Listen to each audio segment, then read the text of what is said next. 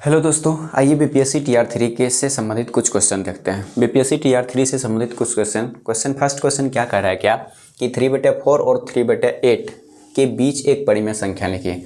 इस तरह का अगर क्वेश्चन आ जाएगा तो सबसे पहले इसमें देखिएगा कि बड़ा और छोटा कौन है। अब यहाँ पे सबसे पहले देखते हैं कि 3/4 है और 3/8 है। इस तरह का क्वेश्चन अगर आ जाए तो अगर अंश समान रहे, हर भिन्न रहे, तो जिस भिन्न का हर सबसे छोटा होगा वो भिन्न सबसे बड़ा दिखेगा, और जो भिन्न का हर सबसे बड़ा दिखेगा वो भिन्न सबसे छोटा दिखेगा। ये कब होता है? तो जब अंश समान होता है तब के लिए होता है। जब अंश समान रहेगा तो इस तरह से हम इसको निकाल सकते हैं। अब देखिए, छोटा मेरा कितना हो गया 3/8, बड़ा कौन हो गया 3/4 हो गया।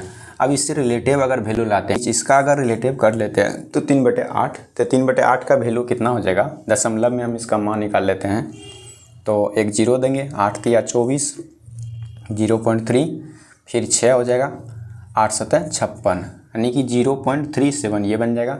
इसमें अगर भाग देंगे तो ये बन जाएगा 0.7 चौके 28, फिर 2 20 आएगा, 5 24 यानी 0.75 बन जाएगा। अब देखना है कि 0.37 और 0.75 के बीच में इन दोनों में से कौन सी संख्या हमेशा इंगित हो रहा है। तो सबसे पहले यहाँ पे देखते हैं कि 7/9 का, तो 7/9 का जब भी वैल्यू निकालेंगे तो 7 में इससे भाग देंगे तो ये 0 पॉइंट कितना आएगा? तो 70, 963, 7 के आसपास ये आ जाएगा। उसके बाद देखते हैं 7, ये तो कभी नहीं होगा क्योंकि 7 है और नीचे क्या है 3 है, इसमें एक बार लग जाएगा क्योंकि एक और बीच के बीच में नहीं है संख्या, तो ये संख्या तो कभी होगा नहीं। अब ये हमेशा कितना है 0.775, यहाँ आ गया कितना 0.75, और इसके बीच आना चाहिए। अगर इसके बीच होना चाहिए तो ये भी संख्या आपका नहीं होगा। अब चलते हैं सी नंबर में। इसका सी क्या कहता है 5/9 है। अगर इसका अगर दशमलव के रूप में लेके चलते हैं तो सबसे पहले ये देखते हैं, ये 0 होगा, 50 हो गया, 50 में अगर 9 से भाग देंगे तो 9 5 45, 0 पॉइंट कितना आ गया 5 आ गया। और यहाँ मेरा कितना है 0.37 और 0.75, 0.37 के बीच में कौन संख्या आ गया 0.5, इसका मतलब इसके बीच में है, तो आंसर क्या हो जाएगा मेरा सी हो जाएगा।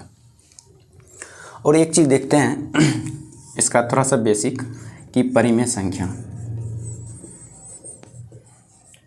संख्या जो होता है ना वो हमेशा p/q के रूप में लिखते हैं। इतना सा हमेशा सब जानते होंगे कि परिमेय संख्या कोई भी होता है तो उसको हम p/q के रूप में लिख लेते हैं। अगर p/q के रूप में लिखते हैं तो इसको हम कह सकते हैं क्या, p और q एक पूर्णांक संख्या है।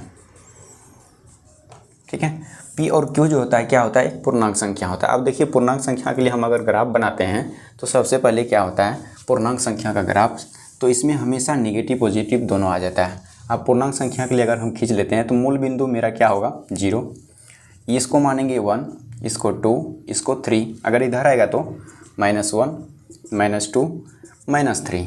अब ये टोटल संख्या क्या है, ये पूर्णांक है। इस संख्या को क्या बोलते हैं, पूर्णांक संख्या। अब यही पूर्णांक टोटल संख्या जो होता है, इसी पूर्णांक संख्या को हम कहते हैं परिमेय संख्या। परिमेय संख्या। अब याद रखिएगा, कहीं कहीं लिखा भी रहेगा ना अगर -3, तो हमेशा समझिएगा -3 जो होता है वो परिमेय संख्या के रूप में होता है। अगर 3 रहेगा तो परिमेय संख्या भी रहेगा। ठीक है, अगर 0 भी हो जाए तो वो परिमेय संख्या के रूप में रहेगा। और परिमेय संख्या का मतलब होता है कि जो कि p/q के रूप में हम नहीं लिख सकते हैं। जैसे मान लेते हैं क्या, यहाँ पे एग्जाम्पल के रूप में कर ले लेते हैं, जैसे √3 है। √3 का मान होता है 1.732, ये हो गया √3 का मान। अब यहाँ पे दे देगा √4, तो जिस संख्या का वर्गमूल निकलेगा वो परिमेय संख्या के रूप में होगा, और जिसका पूरी तरह से वर्गमूल नहीं निकलता है वो परिमेय संख्या के रूप में रहता है। इसलिए याद रखिएगा, पूर्णांक संख्या के रूप में जितना भी संख्या आएगा वो टोटल संख्या क्या कहलाएगा, परिमेय संख्या कहलाएगा। जैसे 0 परिमेय संख्या होगा, 1 2 3 ये सब सारा संख्या जो है आपका परिमेय कहलाएगा। जैसे यहाँ पूर्ण संख्या अगर हम लिखते हैं ना, तो पूर्ण संख्या किससे शुरू होता है, तो शून्य से, 0 1 2 3 4 डॉट डॉट। पूर्ण से जितना भी संख्या आता है वो टोटल संख्या क्या है, तो हमेशा शून्य से शुरू होने वाली सभी संख्या को क्या बोलते हैं, पूर्ण संख्या। और ये पूर्ण संख्या भी हमको क्या कहलाता है, परिमेय संख्या। ठीक है, पूर्ण संख्या के रूप में अगर कोई भी संख्या आ जाए तो वो हमेशा परिमेय हो जाता है। अब देखिए प्राकृतिक।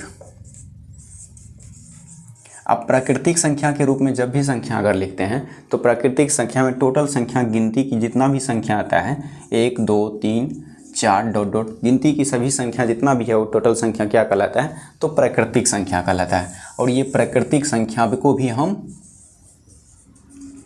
परिमेय संख्या कहते हैं। इतना सा हमेशा दिमाग में रखेंगे बेसिक के लिए। चलिए एक बार और समझ लेते हैं। 3/4 और 3/8 के बीच एक परिमेय संख्या लिखने के लिए कह रहा था, तो याद रखिएगा कि जिसका अंश समान हो, अगर हर छोटा हो तो वो बड़ा कहलाएगा, हर अगर बड़ा हो तो वो छोटा कहलाएगा।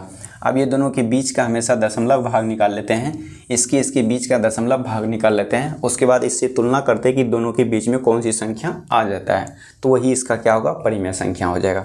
इसलिए यहाँ पे लिख दिए परिमेय संख्या p/q के रूप में होता है और p और q एक पूर्णांक संख्या के रूप में होता है। अब पूर्णांक संख्या को भी हम परिमेय संख्या ही कहते हैं। जैसे यहाँ लिख दिए पूर्णांक संख्या। आप पूर्णांक संख्या जब भी दर्शाएंगे तो 0 1 2 3 -1 -2 -3 के रूप में, तो ये टोटल संख्या क्या होता है, पूर्णांक संख्या कहलाता है। और पूर्णांक संख्या ही परिमेय संख्या भी कहलाता है। जैसे पूर्ण संख्या होता है 0 1 2 3 4 5 6, ये टोटल पूर्ण संख्या है, लेकिन पूर्ण संख्या होते हुए भी उसको हम परिमेय संख्या कहते हैं। जैसे प्राकृतिक संख्या 1 2 3 4 5 6 7 8 9 10, ये टोटल प्राकृतिक संख्या भी वो परिमेय संख्या होता है। तो याद रखिएगा हमेशा परिमेय संख्या हो गया आपका अपरिमेय संख्या। अपरिमेय संख्या के रूप जब भी होता है तो वो p/q के रूप में नहीं होता है। अपरिमेय संख्या जो कि p/q के रूप में नहीं होता है। अब p/q के रूप में अगर अपरिमेय संख्या नहीं होता है तो याद रखिएगा सबसे पहले इसका एग्जाम्पल एक पाई जो होगा अपरिमेय संख्या होगा, उसके बाद π/2 जो होगा अपरिमेय संख्या होगा, √3 जो होगा अपरिमेय संख्या होगा। इसी प्रकार से डॉट डॉट हमेशा संख्या चलते आता है, तो ये सारा संख्या क्या कहलाता है, अपरिमेय संख्या कहलाता है। चलिए क्वेश्चन नंबर अब हम 2 देखते हैं। क्वेश्चन नंबर 2 कह रहा है यदि किसी पिज्जा के 2/3 भाग का मूल्य 300 रुपया है तो पिज्जा के 3/5 भाग का मूल्य क्या होगा। अगर इस तरह का क्वेश्चन आएगा तो सबसे पहले पिज्जा का मूल्य निकालना पड़ेगा कि पिज्जा का कुल मूल्य क्या है, उसके बाद हमेशा उसका भाग निकाल सकते हैं। यहाँ कह दिया है कि पिज्जा का 2/3 भाग का मूल्य कितना रुपया है, 300 रुपया है। तो पिज्जा कोई भी है, पिज्जा का 2/3 भाग का मूल्य कितना रुपया है, 300 रुपया। तो यहाँ पिज्जा का कुल मूल्य निकालेंगे तो ये कट जाएगा, मेरा कितना आएगा, तो 150। और 150 में 3 से गुना करेंगे तो ये पिज्ज़ा कितना निकल जाएगा, 450 रुपया। अब कहता है कि कुल पिज्ज़ा का कीमत जो था वो कितना रुपया था, 450 रुपया। अब कहता है कि पिज्ज़ा के 3/5 भाग का मूल्य क्या होगा। पिज्ज़ा के 3/5 भाग का मूल्य, तो 3/5 से क्या कीजिए, गुना कर दीजिए। 5 से काटा देंगे, 9 × 5 = 45, 90, और 9 को 3 गुना कर देंगे, 9 × 3 = 27, यानी कि 270 रुपया। ऑप्शन नंबर ए हो जाएगा। क्वेश्चन नंबर 3 देख रहे हैं। चलिए देखते हैं क्वेश्चन नंबर 3। क्वेश्चन नंबर 3 क्या कह रहा है कि 217/413 गुना 819/547 गुना 414/624 गुना 342/812। अब ये क्वेश्चन दिया रहेगा, इकाई अंक पूछता है, तो इकाई अंक सबसे पहले हम क्या लेंगे, 7। अब ये 2 अंक को संख्या में भाग देंगे 4 से, तो शेष बचेगा 1, फिर गुना हो जाएगा इकाई अंक 9, फिर 7 में सिर्फ हम भाग दे देंगे 4 से, तो शेष बचेगा कितना, 3 बचेगा। फिर उसके बाद इकाई अंक 4 है, तो शेष हमेशा पावर क्या है, 24 है, या 4 में भी भाग देंगे तो शेष 0। अगर किसी भी संख्या पावर में शेष 0 बचे तो इकाई अंक पावर हमेशा में सेम 4 ही रख देते हैं। उसी प्रकार 2, फिर इसका भी शेष 0 बचेगा तो 2 पे पावर क्या होगा, 4 हो जाएगा। अब इसका इकाई अंक लेंगे तो 7 होगा। अब 9 पे पावर 3 है, तो 9 को 3 बार गुना करेंगे, 9 × 9 × 9 करेंगे, 9 को 3 बार, तो 9 × 9 × 9, 9 × 9 करेंगे 81, इसको छोड़ देंगे 1 × 9 करेंगे, क्या होगा 9, यहाँ पे 9 आ जाएगा। फिर 4 को 4 बार पढ़ेंगे तो 4 चौक 16, 16 चौका 64, और 64 को 4 से गुना करेंगे तो इकाई अंक 6 आएगा। फिर उसी प्रकार 2 पावर 4 होगा, तो 2 दूना 4, 4 दूना 8, 8 दूना 16, इकाई अंक क्या होगा, 6 होगा। अब ये दोनों गुना करेंगे तो 9 × 7 = 63, 6 हम मेरा नहीं लेना है, 3 लेना है क्योंकि इकाई अंक लेना है। 6 × 3 करेंगे 18, हमको 2 छोड़ना, 1 छोड़ देना है, 8 लेंगे। 8 × 6 करेंगे 48, 4 को छोड़ देंगे, क्या लेंगे 8, इकाई अंक क्या होगा, 8 हो जाएगा। इसका आंसर नंबर 1 हो जाएगा। इसलिए याद रखिएगा किसी भी संख्या का पावर यानी कि मतलब 0 हो, 1 हो, उसके बाद 5 हो और 6 हो। अगर ये 4 संख्या दिया रहे तो ये 4 संख्या की पावर कितनों से कितनों बड़ा संख्या रहेगा तो इसका इकाई अंक स्वयं जो दिखता है वही हो जाता है। ठीक है, क्वेश्चन नंबर 4 देख रहे हैं। क्वेश्चन नंबर 4 क्या कर रहा है, m के किस मान के लिए समीकरण 4x² + 6mx + 9 = 0 के मूल बराबर है। अब देखिए मूल बराबर कब होता है जी, द्विघात समीकरण का फॉर्मूला है। द्विघात समीकरण में हमेशा क्या होता है कि 1x² + bx + c = 0 इस रूप में रहता है तो वो संख्या क्या होता है, द्विघात समीकरण होता है। और द्विघात समीकरण में 2 को मूल होता है, एक अल्फा होता है, दूसरा क्या होता है, बीटा होता है। अब यहीं पे अगर हमेशा वैल्यू निकलता है तो कहता है कि शून्यकों का योग, शून्यकों का अगर योग पूछ देता है तो यही दोनों जुड़ जाता है, अल्फा और बीटा जो है जुड़ जाता है, तो इसी को बोलते हैं अल्फा + बीटा = -b/a। और यहीं पे शून्यकों का गुणनफल पूछ देता है, शून्यकों का गुणनफल, तो ये होता है क्या, गुणनफल का मतलब अल्फा × बीटा, ये होता है c/a। अब इसी का एक फार्मूला भी होता है, समीकरण के रूप में ही तुलना हम करते हैं कि इसका अगर समीकरण लेते हैं तो समीकरण क्या कहता है कि x² - alpha + beta × x + alpha × beta. तो घात समीकरण के लिए इसका फार्मूला हो गया। अगर आपको अल्फा का मान दिया रहे, बीटा का मान दिया रहे, अगर पूछ दिया जाएगा कि समीकरण क्या होगा तो ये समीकरण हम निकाल सकते हैं। लेकिन यहाँ क्या क्या है कि मूल बराबर है। मूल का मतलब क्या होता है, d निकालना है। अगर d = 0 होगा तो वो मूल क्या होगा, बराबर होगा।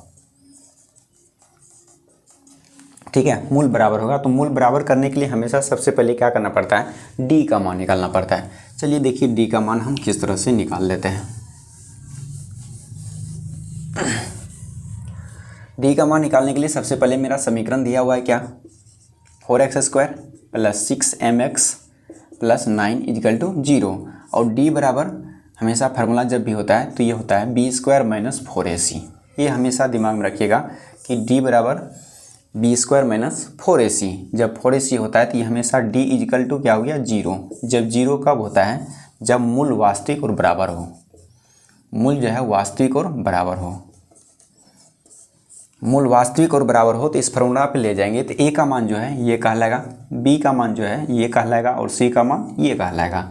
जब d = 0 है तो d का मान क्या हो जाएगा, 0 = b। b का मान क्या आएगा, 6m² - 4।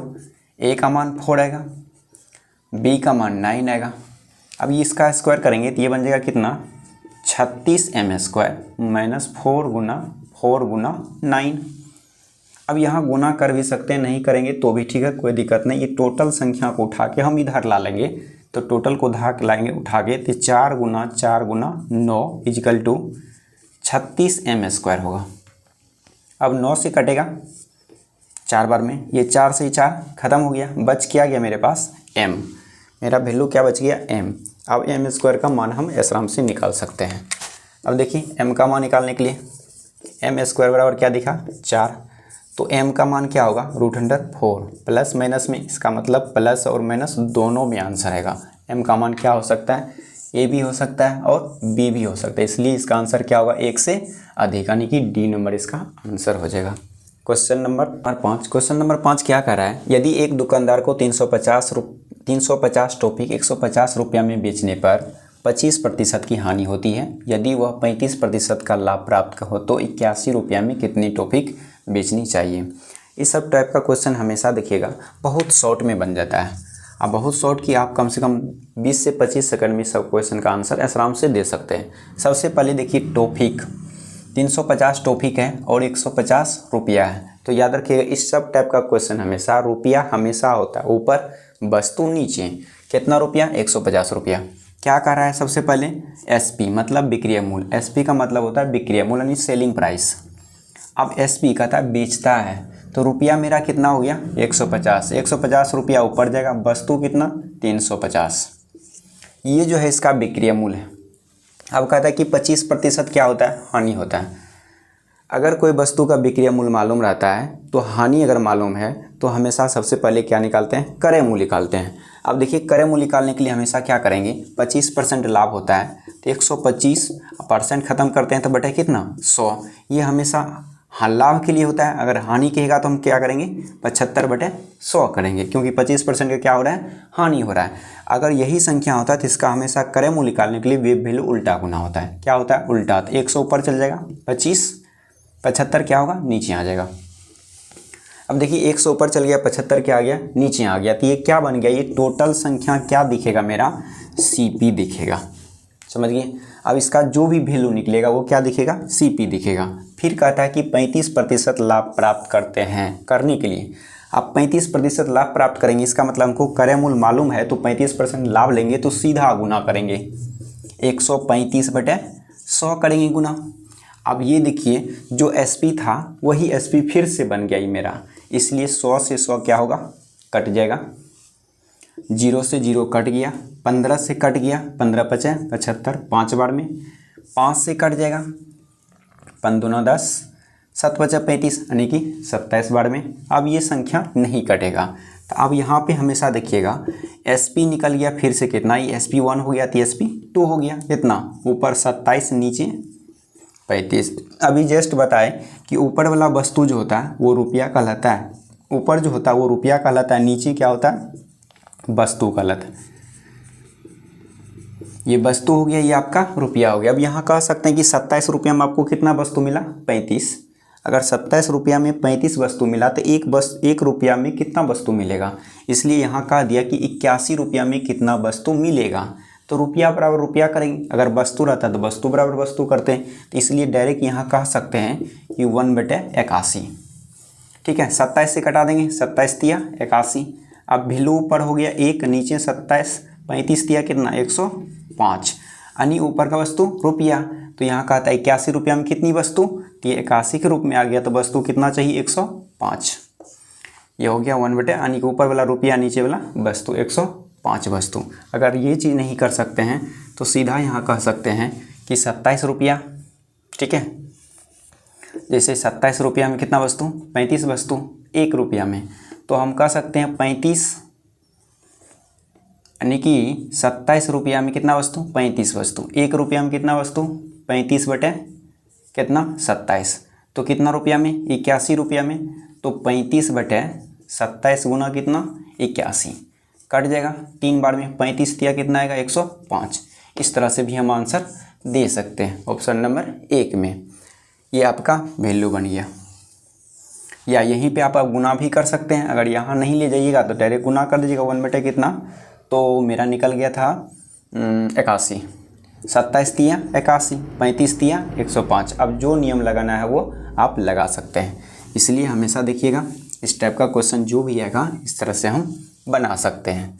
यहाँ पे SP2 फिर से निकाल सकते हैं, कितना आ गया, ऊपर में मेरा 27, नीचे कितना आ गया 35, बराबर कर दीजिए 81, कट गया कितना बार में, 3 बार में। 1 का वैल्यू कितना, 35 दिया, 35 गुना 3 करेंगे तो 105। आंसर नंबर क्या आएगा, 1 आएगा।